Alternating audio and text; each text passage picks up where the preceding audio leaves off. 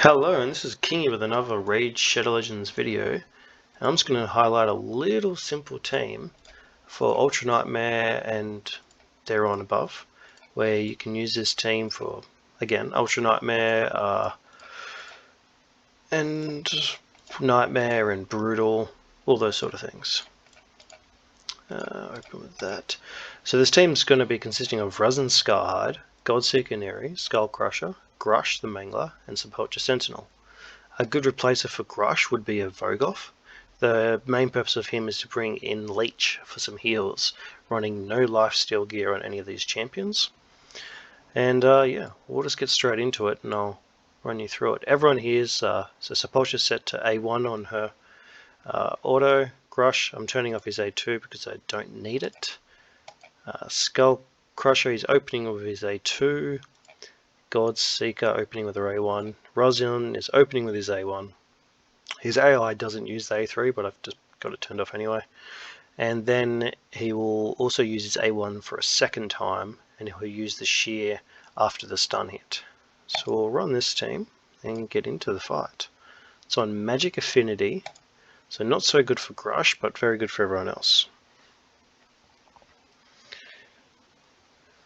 So everyone just does their standard abilities. And then after the AoE 2, I'm just going to hit auto off, so then I make sure that Ruzn Scarhide does his A1 one more time. Now this team is fully, you don't have to do this if you want it to be fully complete 100% auto, but I like to make sure that we get as much damage potential as possible. And it's just one click and back to auto. So this team is all affinity friendly, pretty much all difficulty friendly, which makes it very solid. I've got Godseeker Neri in a toxic set, so you will see some poisons pop up. I've just got her in toxic set from a different comp I ran, and I could just remove one item to give her the speed tune. Otherwise, probably run like a stalwart set in her, along with everyone else, and it'll be a lot better. Ruzn Scarhide, I think I've got him in a lethal set, because that's what I use him for in Doom Tower. Again, stalwart set on everybody here, because there's a leech coming in, and then Godseeker Neri also has heals, would be the most ideal. Running stalwart and a single immortal set, just to make sure you get enough heals. So what happens is, everybody does their A1s after the stun hit in the first round, except for Ruzn, who does his A2. Then after the AoE 1 in the second round, Sepulchre Sentinel will have her double turn, starting with her A1, and then she will finish with her second turn will be the A2. Skullcrusher will use his A2, counterattack ally protection then, and everybody else using the A1. Ruzn Scarhide's A1 plus the counterattack, he should strip off any attack up buffs, which is very good.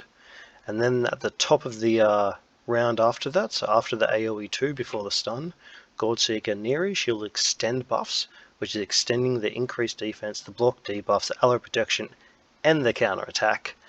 And then Grush, his A3 is on a 4-turn cooldown, and I didn't want to put him because I like that setup, so he'll just use his healing whenever. So that's neither here nor there. Don't actually think I've got masteries on Grush, so I probably should have put Vogoth in this team, would have been a lot better, but as it is, Grush is in there. And then yeah, and Ruzn Scarhide should play out a decent chunk of damage, especially from the all the counterattacks he's going to get.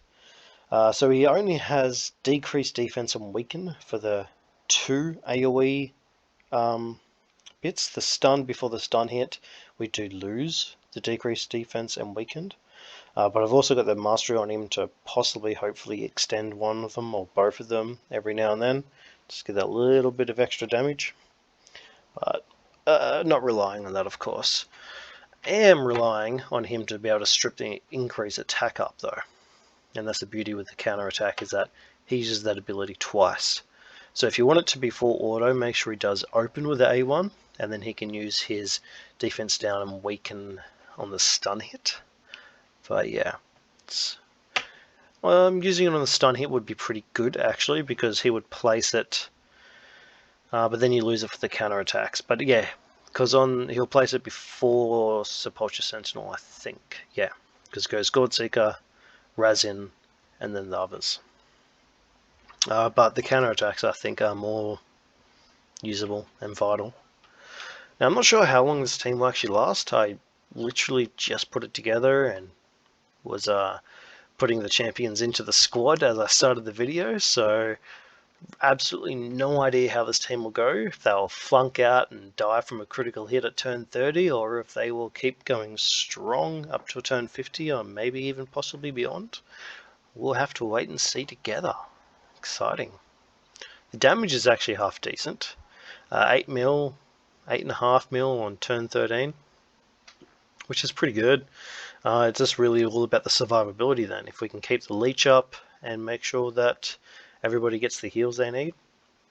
So we have got Goldseeker. She's got the passive to increase healing by 10%, along with the leech, and Grush placing some continuous heals here and there. Then we've got Sepulchre Sentinel and Skull Crusher, and I think Grush are all in Stalwart with Immortal. And then Godseeker Neri is a toxic set, and Resin Scarhide has a lethal set. So Resin Scarhide is he's not built for crazy damage, but he is built pretty decent. I think his critical damage is around 200%, and his defense is about 3,500. Not everyone's gear is maxed out either, so there's a lot of improvement that could go into this team. And of course, if you put in like a Void Affinity or something like that, it would be a lot stronger as well. Void Affinity or Force Affinity would be very strong to go clan boss to go against.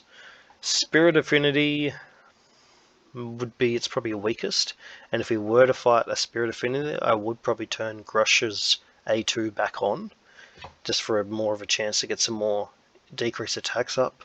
But because of the counter attacks and all of that, Sepulchre Sentinel should, even on bad affinity, be able to keep a decreased attack, and Resin Scarhide will still do some decent damage against the Spirit of Affinity because of his Giant Slayer or War Master, whichever one it is, mastery. Even the 3 hits, even if they're all weak, can still play out a bunch of damage with those procs all the time. So Gross seems to be keeping his leech up pretty good, and all of that. So yeah, it's a shame. You could run him, I suppose, on a 4:3 ratio, and even some others on a 4:3 ratio. But then your gear intensity just goes way up, and I don't have that much Stalwart. My Stalwart gear is pretty average as it is. So yeah, I haven't really used Stalwart in a clan boss comp.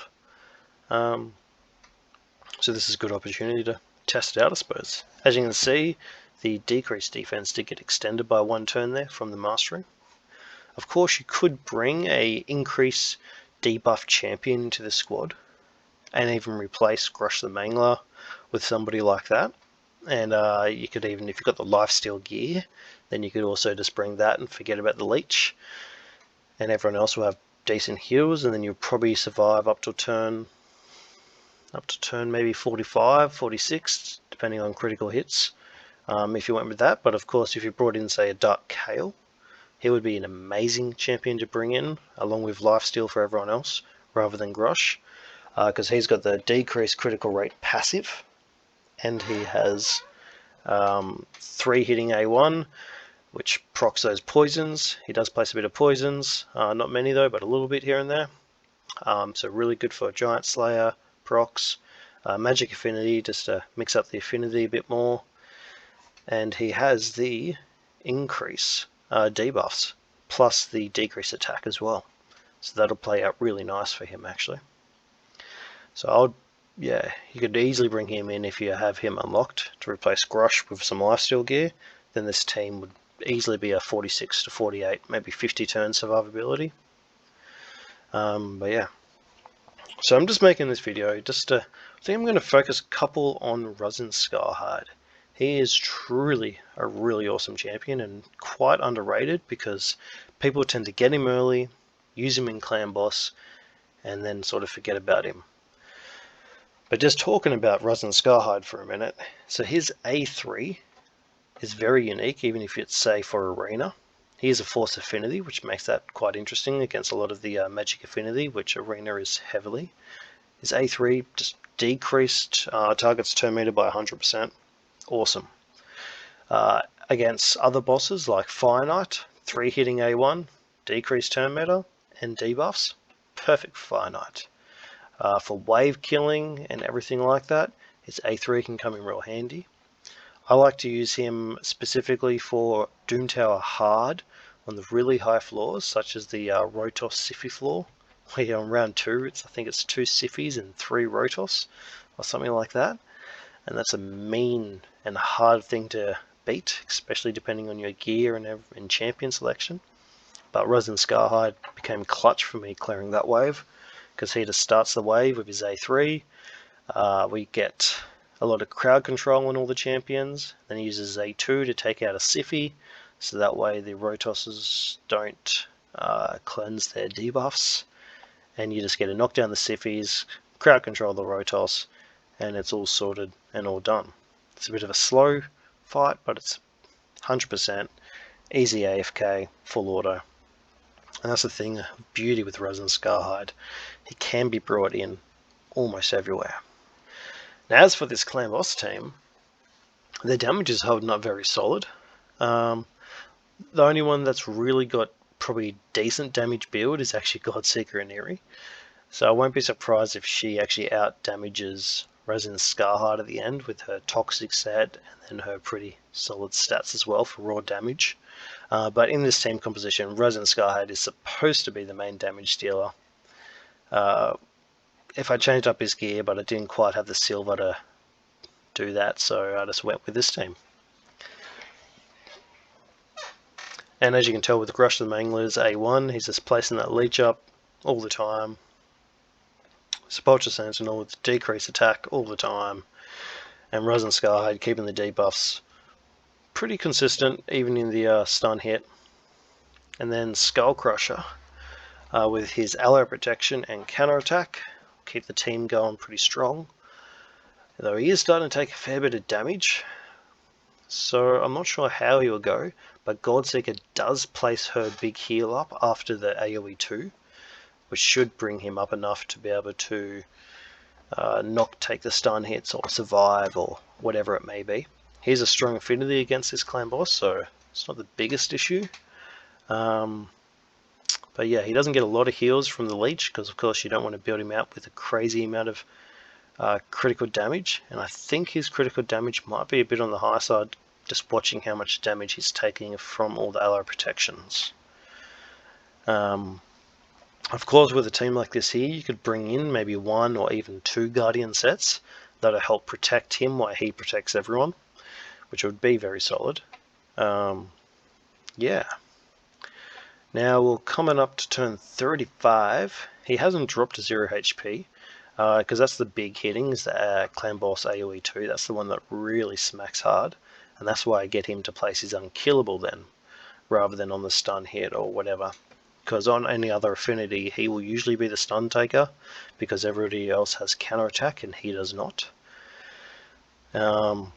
Which is why I've got 2 shield sets on him, so that way he puts a bit of a shield up on himself for that stun hit, and I've got his HP sort of low for that. But it turned out the clan boss was of magic affinity, so it's a bit of a wasted effort for this run. Nevertheless, it's a fun team. So yeah, it's a pretty quick team. Not the fastest team, not the slowest team, it's just a pretty simple counter-attack team. Should take somewhere between 15 and 18 minutes, I suppose, depending on how you lost.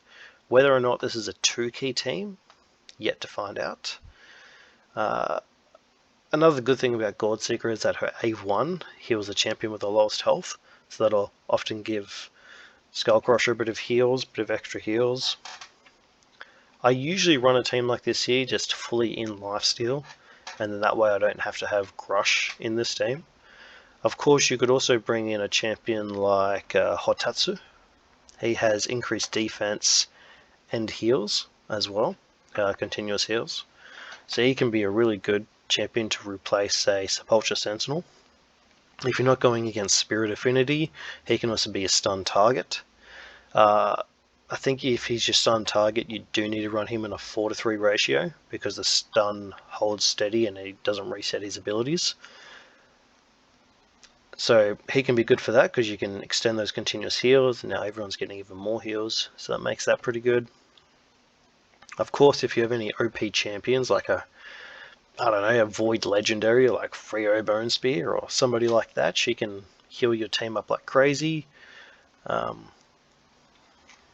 yeah. And then of course Godseeker's also got that Revive on Death passive, which could become quite useful in those later stages of like the critical hits. Not later stages, become useless in the later stages after turn 50, but could be really good in those early stages if there's a critical hit that just hurts your team a bit too much.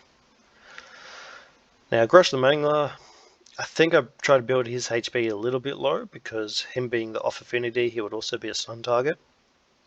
So all my stun targets, I don't build their HP any more than maybe 40 or 42k, which really hinders Skull Crusher in that sense because he does take a lot of damage from the ally protection.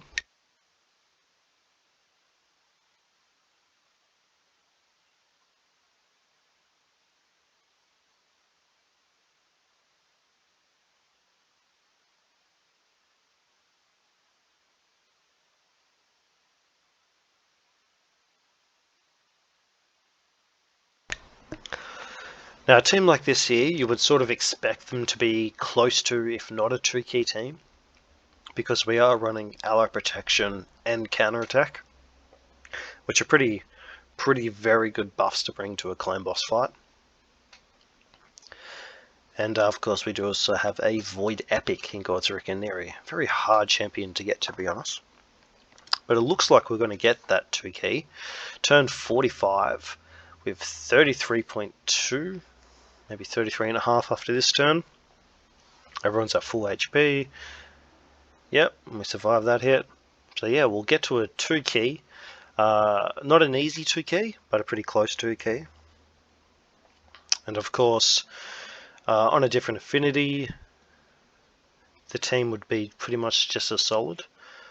Like I said, Godseeker Neri I think is possibly even bringing the most damage. Rise Sky will even bring good damage on a Spirit Affinity, so I can't imagine this team falling out on any affinity. And thanks to Sepulchre Sentinel's block debuffs, it's full affinity friendly, and of course the extend debuffs just to make sure no one takes stun hits. So yeah, we got our 2-key right there at turn 47. And I guess we'll see how long it takes this team to die. If they don't die in the next... they will die probably by turn... What are we on? 48 now. Yeah, so we'll probably die on the next AoE too. Because that's when the unkillable will be ignored. Oh, no, there we go there. Turn 49. So look at that, we last up to turn 50. That's pretty cool. Wasn't quite expecting to do that with this team. But I was also expecting a bit more damage. Of course, with a Ruzin Scarhide built properly, built with more damage, this team would be in the 40s mil damage easily. As you can see, Godseeker Neri 11.6, Ruzin at 12.5, so she almost caught up to him, which is really shouldn't be anywhere near, to be honest. In counterattack teams like this, I've seen Ruzin Scarhide get up to 17, 18, and then you can replace Grosh with a counterattack champion like Farrakhan the Fat. He also brings increased critical rate and critical damage, Farrakhan the Fat. So I think with that team I ended up getting Ruzin up to nearly 22, 23 mil, maybe even a bit higher, because you can just build him out a lot more hard hitting and everything, because you only have to worry about 70% critical rate, plus you get the extra critical damage. So the builds on these champions, so Ruzin Scarhide, this is more of the Doom Tower build, so he's got average HP, decent enough defense, his speed is set at 175, which happened to work for this, critical damage at 200% and crit cap, but 308 accuracy. For Clan Boss you don't need that, you can get away with 220, preferably more like 230 or 240, but 220, 215 is alright if you can pick up, say, the masteries here, because this mastery here increases accuracy by 20 when this champion has no skill on cooldowns. That doesn't show up in your stats. So if we go back to the stats here, we see mastery accuracy is only plus 16, where in reality he's getting 10 accuracy from there, 6 accuracy from Laura's Steel, but he's getting another 16 hidden accuracy there, and 20 hidden accuracy there. So he's getting another 36 accuracy when he brings in with that A2 for Clan Boss. So just remember that with your builds, even if it's 200, you're going to have another 36 there. So it's very solid if you pick up those masteries. For a Clan Boss team like this, it would possibly be better to go down the defense tree. You can pick up Blast Proof and even increase the amount of healing and value of shield buffs. You can even pick up those two, and then come down here and pick up a few. Don't need to worry about the counter attack because, well, it's got counter attack and it's got block debuffs. Yeah, solid team. He's got perception, lethal, and good stats. So he's on the 175. That's a really good for Doom Tower Hard because he will use his. He'll open with his A3. Then I have it turned off, and then by the time he gets to the next round, it's back on cooldown, and on a 6-turn cooldown, so 175 is all he needs. Then we've got Godseeker and Neri. Again, all I had to do was just change his helmet, and that changed the builds, because I just got rid of the speed from it. But her stats are 249% critical damage. Only a 96% critical rate, because the helmet lost speed and some... Oh no, the other team didn't. It had a critical rate, increased critical rate with a Farrak and the Fat. So her critical rate didn't matter. So of course you need this here at 100%, and you can drop that down and you would even get more damage if you got that up to 100%. 179 speed, so that way she's at the top of the turn order.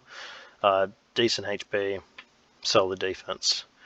And what are her masteries? Yeah, we've gone down the defense tree for her, and of course haven't even finished them, but that's all you really need for Clan Boss. Of course, you could ditch this here, Heart of Glory, and pick up Rejuvenate, which would be solid as well.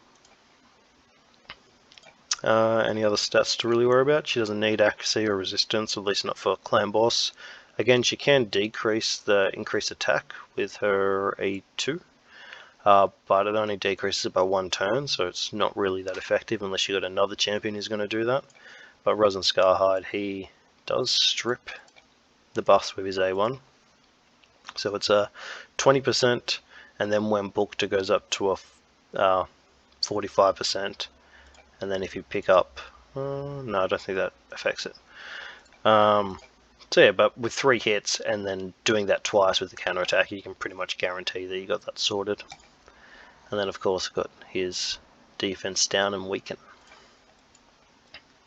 Then we go into Sepulchre Sentinel. So her passive here can come in pretty good for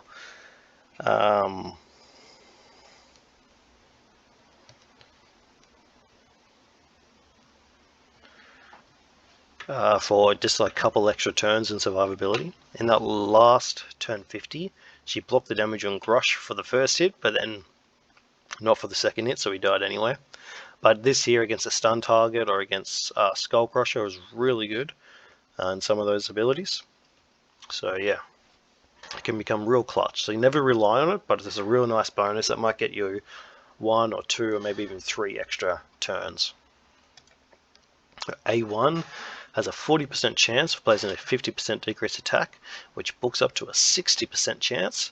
And with those counterattacks, it's pretty well all set. And her beautiful ability, increased defense and block debuff for 2 turns on all allies. On a 4-turn cooldown, which means you do have the ability to speed up a bit. So her speed is at 239, which is the minimum. If you go any lower, she does her double turn on a different turn, which means you need to rearrange the whole team. So if you go slower, she does a double turn on the A1, which means Skull Crusher needs to do his counter attack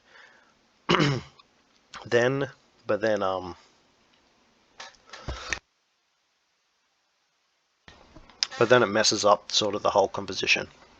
This team works best if she does her double turn after the A1 before the A2. So she is 239 but can go up to I think about 244. So it's a bit of a fast champion, especially for the earlier accounts, but easy enough. 39k HP, that should really be higher. She doesn't need that high defense because I am running increased defense on everyone. So it's probably worth dropping a bit of defense to pick up more HP for her, but she was the last champion to die regardless, so I suppose it doesn't really matter. 235 accuracy, which is plenty enough, plus she's got that extra 36 hidden accuracy there. Again, going down this defense tree would be a lot better for a team like this surviving, but it just wasn't the case here. Yeah, and that's pretty much it. That's all she needs. She's crit cap, over crit capped, pretty low critical damage. She can put out a little bit of damage in a counter attack team or an ally attack team or both, but nothing really to write home about. We got Skull Crusher, the man who makes this team work. Also in Stalwart and Immortal set. So he just gets a couple extra heals there because he doesn't hit that hard, and on a weak affinity, relying on the Giant Slayer just isn't always the best option. So he's got ally protection and counter attack on everybody else for 2 turns, and then unkillable on himself for 1 turn. So yeah, you can set this team up for him to use that on the stun hit, and then everybody has their turns, and then you extend it later, but I do prefer to do this here and this way. His passive isn't really used in this, unless if you want to use his passive to say take the stun hit, it will stop his A2 from going on cooldown, which means you'll need to run him on a 4:3 ratio, and you want to build him with as low accuracy as possible so he doesn't place the heal reduction. On a team like I ran today, it doesn't really matter because I'm not filling up the debuff bar, but in general, if you brought in even say like if you had everybody on lifesteal, replace Grush with a frozen Banshee, this team would be a lot better because she would place 6 poisons with the counter attacks, which is just a hell of a lot more damage. So she would be bringing 15 mil damage, possibly more. You'd obviously pull the lifesteal gear off Godseeker, and yeah, so that way you don't lose out on the good poisons. So yeah, and then Godseeker would be bringing 10 mil damage. So it would be a big improvement to bring in a frozen Banshee over Grush, but then you have to run lifesteal on everyone. And again, on lifesteal you won't survive till turn 50, because that Stalwart gear just allows it, because it minuses 30% damage taken from AoE attacks. So yeah, pretty solid team, and like I said, 2 shield sets so he can place a bit of a shield on himself. And then Grush the Mangler. Again, this champion here, he's just the extra, the fill-in. Again, like I said, not everyone's gear is all fully built up. As you can see, his is pretty low. He was the second last to die though. So his A3 attacks all enemies, places a 15% continuous heal buff, and an additional 7.5 if he hits with a critical hit. This can go really good if you run him on a 4:3 ratio, because then you can set this up to also get extended by the buff extender. And then of course you can also have this here to go after the stun hit to make sure you get a decreased attack. But then it's also decreased attack or decreased critical damage. That always just terrible, because you can't rely on it. It's like nice to have as an added bonus, but it's not reliable. And then his A1, it's 50% chance of placing a leech debuff for 2 turns before attacking, which is good, because then on a weak affinity like we were today, he's still getting that leech out because it's going on before he attacks. It's only at a 50, 66, 75% chance, and of course he's got no masteries. So if we had his masteries and we came down here and picked up War Master, then that'll be a much better team. He'll do a lot more damage. He'll be over the 10 mil. And then of course you can also pick up Sniper if you want to increase that chance of placing the leech. And that's the team. Simple, easy little team. Again, Grush is very easily replaceable. Like a Vogoth, for example. He could also go in there pretty well because, skills. mainly to do with his passive. Not necessarily this one, it's only a small heal and it's not really that clutch, but his passive here will place a leech, so again, even a weak affinity, it's still going to work. And then his A1 has a chance to increase the duration of a random debuff. So that can also increase those decreased defense to the weakens or poisons, whatever it may be. So that can be quite solid, a very good champion to place in instead of Grush. But again, Grush works fine, will work much better if he was booked. Alright, well, hope you enjoyed the video. Please comment below, let me know what you think. Yeah, thanks for sticking with me for 30 whole minutes on a very basic 2-key Ultra Nightmare team. Easy 2-key with a masteries on Grush and a bit of gear optimization, leveling up the gear and whatnot. You do that and this team goes from that 36 mil per key up to a 40. And then of course you can do a couple of champion replacements, then you can get from like 40 to 50, but it's not a 1-key team unless you had like say a Valkyrie or somebody like that to come in as well. So you'd have to do some pretty unique champion upgrades to get a 1-key, but very easy 2-key on all affinities, on all difficulties, easy days. Well, catch you later and have a good one.